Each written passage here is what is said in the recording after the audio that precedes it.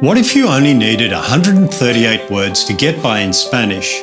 And what if those 138 words could give you as many as 88,000 Spanish phrases? In just a moment, I'm going to share with you a simple method I discovered for speaking Spanish quickly and easily.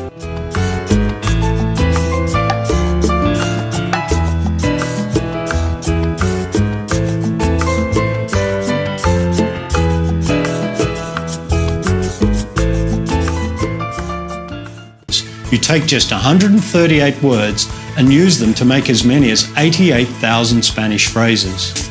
You're a beginner who has never spoken a word of Spanish. Or you've taken other courses and you've tried hard to make those courses work, yet you still struggle with conversational Spanish.